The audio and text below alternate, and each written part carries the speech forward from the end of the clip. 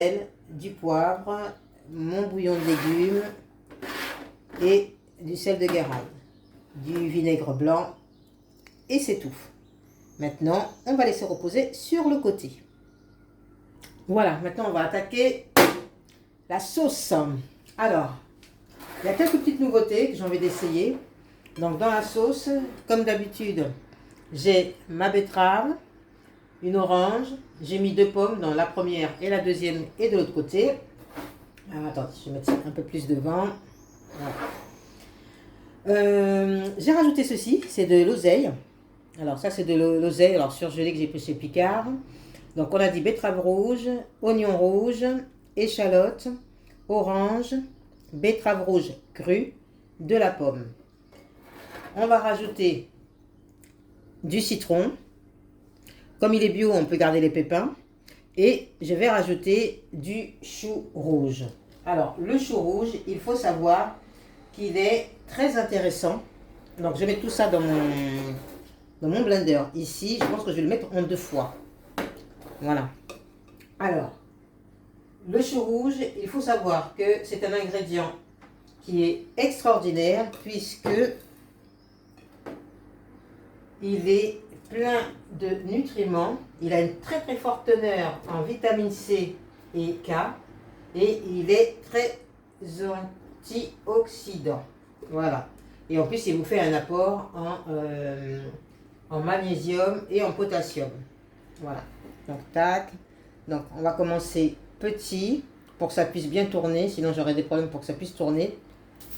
Et l'autre nouveauté aussi, tiens, voilà, l'autre nouveauté, c'est que plutôt que de mettre cette fois-ci un jus de fruits, un jus de fruits que j'ai fait moi-même avec mon extracteur, je vais ajouter, hop, un petit peu, je vais ajouter donc mon bocal qui date du 12 juillet 2024.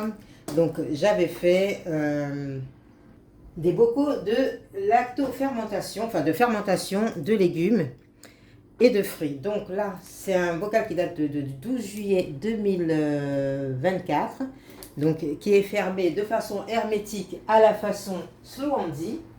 Donc il va falloir que l'on puisse l'ouvrir. Donc pour ça, il faut enlever tout le scotch que j'ai mis. J'ai fermé avec un sac de congélation. Donc en fait, le but est que l'air ne rentre pas. Donc voilà, donc je vais couper la vidéo le temps de l'ouvrir et je reviens. Alors, si vous avez suivi mes méthodes, pour pouvoir ouvrir, en fait, tout simplement, vous cisaillez en biais. Voilà. Et une fois que vous avez cisaillé en biais avec un couteau, vous soulevez et ça vient tout seul. Ce qui vous permettra d'enlever le scotch qui maintient en fait vous voyez, ça c'est le sac congélation qui permet de rendre le bocal hermétique à l'air. Voilà, donc là on va pouvoir ouvrir.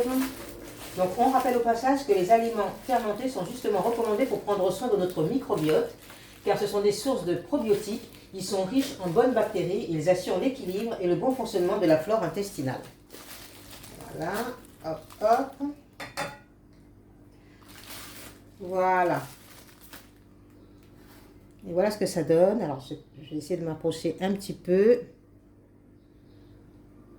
C'est un petit goût vinaigré.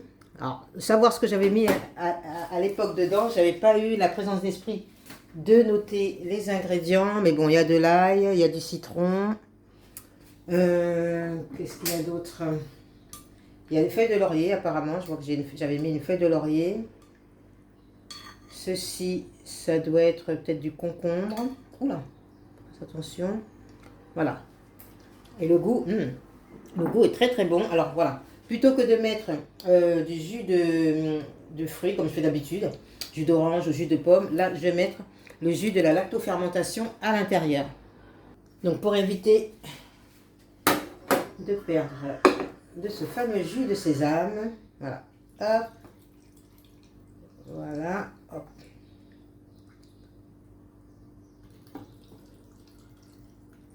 Voilà. Je pourrais même incorporer quelques ingrédients, parce que du coup, comme il n'y a plus à avoir de jus, de toute façon, il va falloir que je le consomme.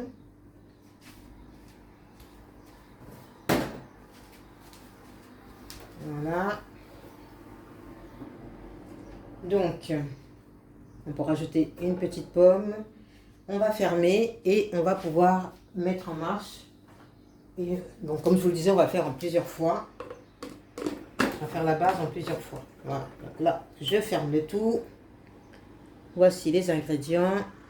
Les premiers ingrédients, pommes, oignons rouges, betterave, citron et le jus de la lactofermentation qui remplace le jus de fruits bio que je fais par moi-même d'habitude. Ok. J'espère que je n'en ai pas trop mis, que ça va pouvoir tourner normalement. Parce que des fois quand il y a des trop gros morceaux. Voilà. On met le capot.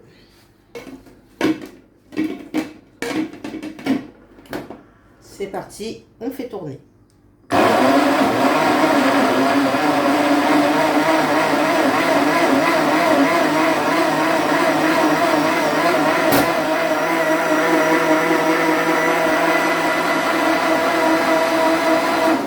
Je vais l'arrêter pour rajouter quelques ingrédients. Vu que je constate qu'il y a de la place, je vais pouvoir en rajouter un petit peu. Voilà. On ouvre. Voilà, je vais rajouter de la betterave, pommes et du chou rouge.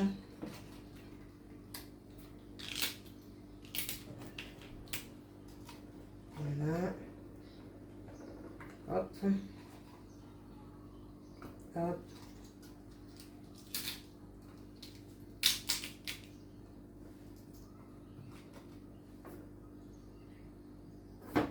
Voilà.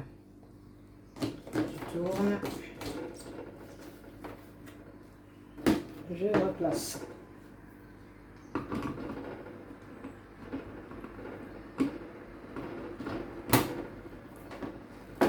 Voilà.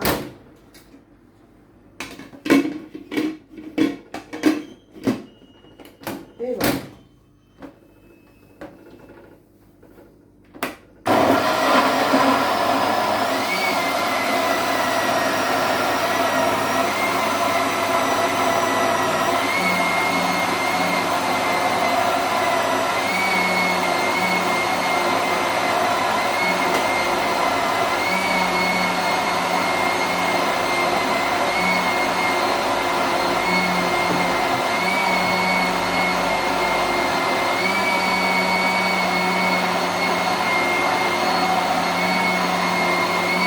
Voilà, il a tourné pendant 1 minute. Hop, je l'arrête.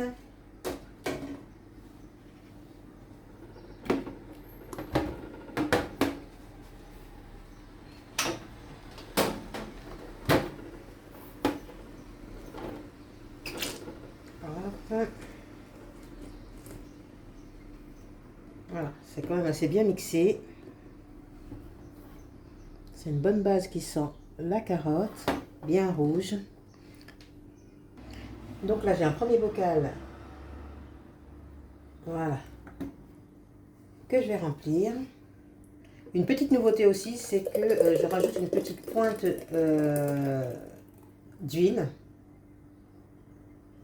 Voilà, donc ça, voilà. Voilà. Hop.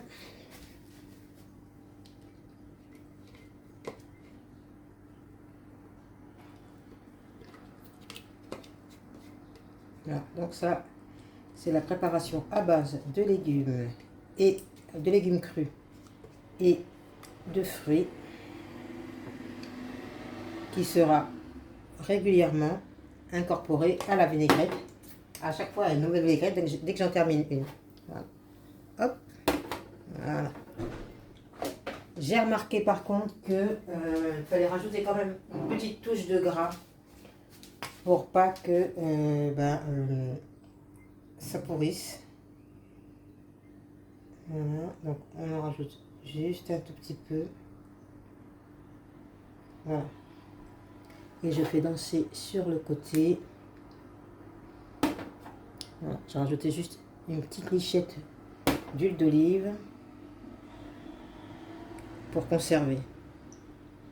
Et il n'y a pas très longtemps, il y a eu la convention de l'huile d'olive, dont certains qui mettaient en vente des huiles d'olive de très grande qualité, qui n'ont rien à voir avec celles qu'on achète dans le commerce. Voilà, donc là je mélange un peu pour que l'huile aille un peu partout. Ça me permettra de conserver, donc ma mixture. Voilà. Hop, je referme et je m'en vais mettre au frigo.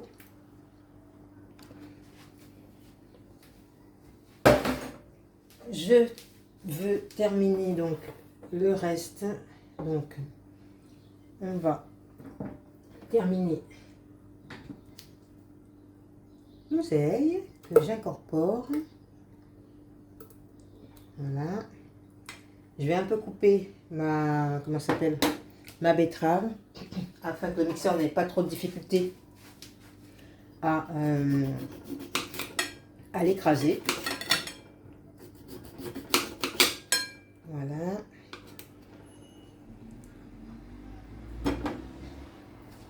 Ok. Je fais des petits morceaux de mon chou. En tout cas, je tiens à vous dire que depuis que je fais ça, je n'arrête pas d'avoir des compliments sur la qualité de ma peau. On me dit à chaque fois, putain, ta peau elle est magnifique, elle est géniale. Alors je pense que ça doit venir effectivement de cette préparation qui amène effectivement pas mal de... Voilà, je ne vais pas trop serrer pour que ça puisse tourner.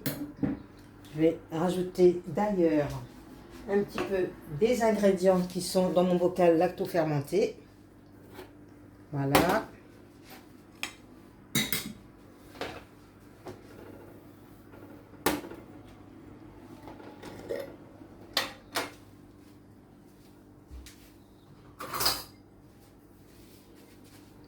Donc comme je vous disais, je pense que on doit avoir du concombre.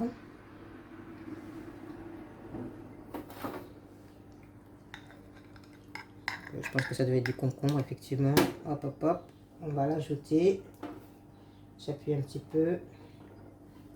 Je vais pas mettre la feuille de laurier, par contre. Hop.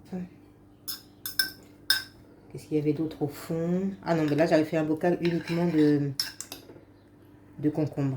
Je pense hein, que c'est du concombre. Je pense pas que ça... Ouais, ouais, ça ressemble bien à du concombre. Et ça devait être du radis blanc. Je pense que ça devait être du radis blanc. Voilà. Je vais faire comme tout à l'heure. Je rajoute un petit peu de jus lacto-fermenté. Voilà. Pour que le tout puisse tourner. Voilà. De toute façon, rien n'est perdu. Je peux très bien incorporer le reste de mes ingrédients dans une salade. Voilà. Donc là, je ferme ceci. Et on va mixer notre petite nouvelle base. Voilà, donc j'ai fermé, je place, hop, voilà, c'est bien enclenché, je mets le capot,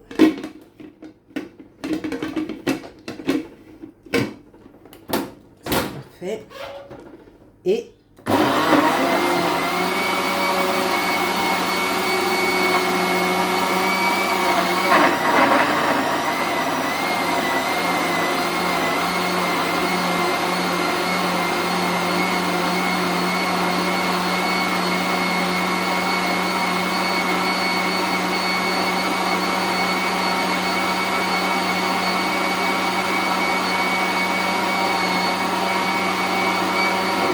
voilà, j'ai arrêté pour incorporer ce qui me restait.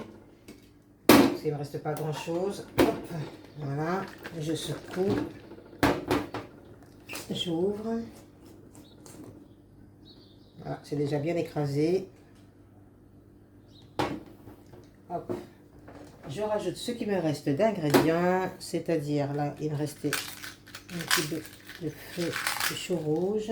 Donc, hier, j'en ai acheté juste un demi et j'ai pas pris un chou rouge entier. J'ajoute les pommes qui me restent. Voilà. Et ça suffira comme ça. Et on referme. Il n'y a pas besoin de rajouter du liquide, c'est suffisamment liquide. Voilà.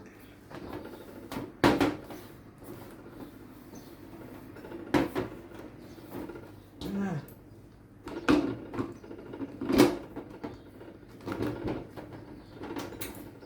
J'ai un peu les mains qui glissent, mais c'est parfait. On nettoie son matériel au fur et à mesure, parce qu'il est vrai que la betterave, on la voit bien un peu partout. Je rajoute mon capot. Hop, et c'est parti.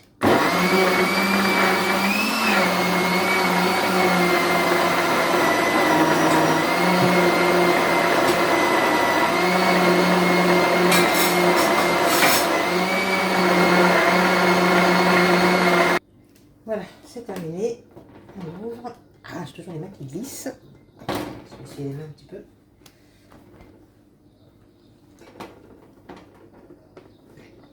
Voilà. Parce que pendant que ça tourne, en fait, hors caméra, je fais ma vaisselle. Parce que j'aime bien quand je termine une recette de ne pas avoir de la vaisselle à laver. Donc, je nettoie au fur et à mesure. Voilà. Donc là, on ouvre. Et donc, on remplit un deuxième bocal. Oh, c'est bizarre, ça fume. Voilà. Donc là, je ne sais même pas s'il est assez grand. Donc là, l'odeur est différente. L'odeur est différente. On sent plus le chou, je trouve. Et en plus, quand j'ai ouvert le bocal, il y avait comme une petite fumée. Bizarre. Enfin, voilà. Hop. Voilà. Donc, vous voyez, c'est une texture assez onctueuse. Un peu comme une compote, en fait. Voilà. D'ailleurs, la dernière fois, j'ai pas filmé, mais j'ai fait une vinaigrette avec de la compote de pommes mangue. C'était très très bon. Très très bon. Voilà. C'est parfait. On récupère ce qu'on peut récupérer. Voilà.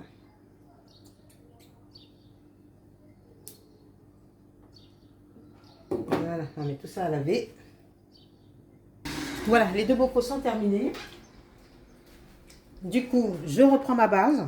Et comme vous voyez, ça ne bouge plus. Pourquoi? Parce que la graine de chia donc, a gonflé. Voilà. Et encore, normalement, ça doit être un peu plus gros que ça. Donc, à mon avis, il n'y avait pas assez de liquide. Voilà. Mais du coup, vous voyez, c'est devenu une pâte comme ceci.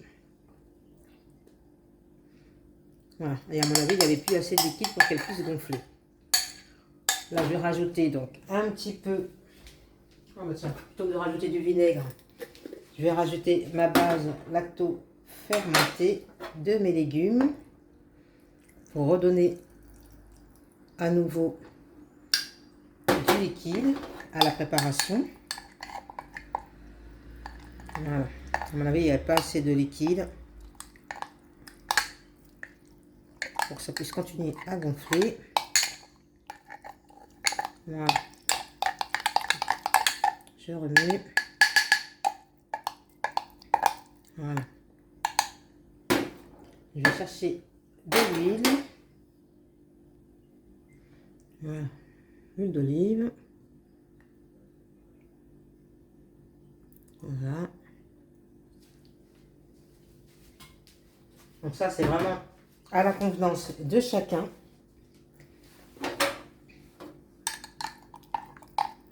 On mélange.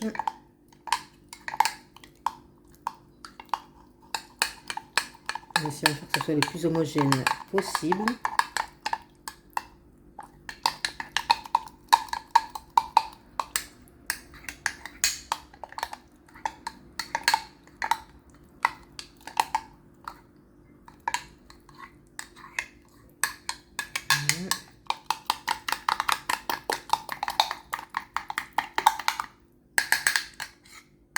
Ok. mettre ça au frais. Donc là, je vais incorporer l'une des bases. Je vais prendre la dernière qui a une odeur un peu âpre. Je pense que c'est à cause du radis blanc.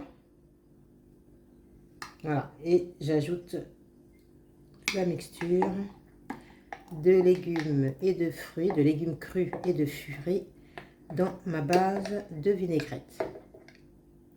Je vous invite vraiment à vous mettre à faire ce genre de vinaigrette. J'ai une peau qui est absolument magnifique. Au niveau vision, j'ai 20 sur 20. Donc vraiment, c'est bénéfique. Je vous invite à en faire aussi pour les enfants. À en faire même un peu sucré en ajoutant soit de la figue ou soit de la date. Maintenant, j'ai plus qu'à secouer. J'espère que j'ai bien fermé.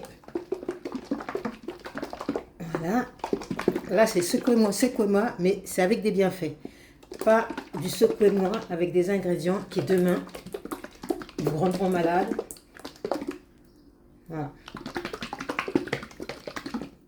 Voilà, on secoue le plus possible. Donc, bien sûr, avec la graine de chia, du coup, ça vous fait quelque chose. Ça vous fait une texture un peu solide. Voilà.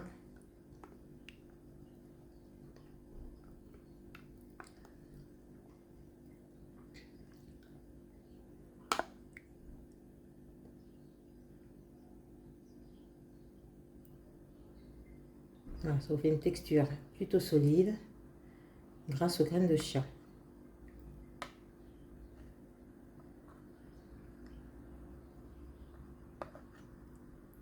Voilà. Ensuite, il vous reste juste à goûter votre vinaigrette, savoir si elle vous convient au niveau du goût. Vous réajustez s'il le faut.